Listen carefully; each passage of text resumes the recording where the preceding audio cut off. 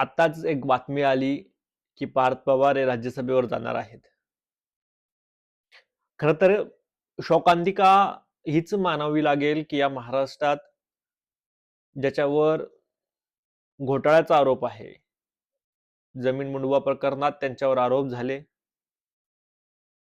ज्यावेळी आरोप झाले त्यावेळी तत्कालीन उपमुख्यमंत्री अजित पवार यांनी देखील सांगितलं की जो दोषी असेल त्याच्यावर कारवाई होईल. या प्रकरणाशी माझा संबंध नाही किंवा मला या प्रकरणाबद्दल काहीही माहित नाही. त्यानंतर राज्याच्या उपमुख्यमंत्री एकनाथ शिंदेंनी ही कारवाई होईल असं सांगितलं. त्यानंतर खुद्द राज्याच्या मुख्यमंत्र्यांनी ही सांगितलं की यामध्ये जो व्यक्ती दोषी असेल त्याच्यावर कारवाई करण्यात येईल, मग तो पार्थ पवार असेल तरीही होईल. पण आता काय झालं,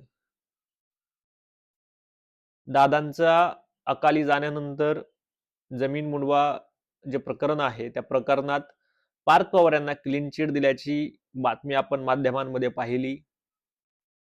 या बातमीनंतर सावरासावर करण्यासाठी प्रत्येक नेत्यांनी सांगितलं की अद्याप अहवाल प्राप्त झाला नाही. तो अहवाल आजही प्राप्त झालेला नाही. तो माध्यमांनाही नाही किंवा महसूल मंत्र्यांकडेही नाही. तर त्यांना क्लीन चिट देण्याचा घाटका घालण्यात आला, कारण त्यांना राज्यसभेवर पाठवण्यात यावं. पण पार्थ पवार यांना राज्यसभेवर पाठवून किंवा अशा व्यक्तीला तुम्ही राज्यसभेवर पाठवताय की ज्याला फक्त अजित पवार यांचं नाव आहे. पार्थ पवार यांची इतिहास पाहिला तर 2019 लोकसभेला त्यांचा पराभव झाला. त्यांना ज्यावेळी भाषणाला उभे केलं त्यावेळी त्यांना साधं भाषणही बोलता येत नव्हतं, जास्त मराठीही बोलता येत नव्हती. ते पार्थ पवार आज राज्यसभेवर जाणार. ज्या पार्थ पवारांनी कधीही आजपर्यंत राज्यभर दौरा केला नाही ते पार्थ पवार राज्यसभेवर जाणार. जे पार्थ पवार त्यांना संघटनात्मक किंवा कोणताही राजकीय अनुभव नाही, कला, सांस्कृतिक किंवा विशिष्ट विज्ञान, विशिष्ट कलेमध्ये त्यांचं योगदान, असं कोणत्याही क्षेत्रात त्यांचं कसलंही योगदान नसताना त्यांना फक्त अजित पवार यांचा मुलगा म्हणून आज राज्यसभेवर पाठवलं जातंय.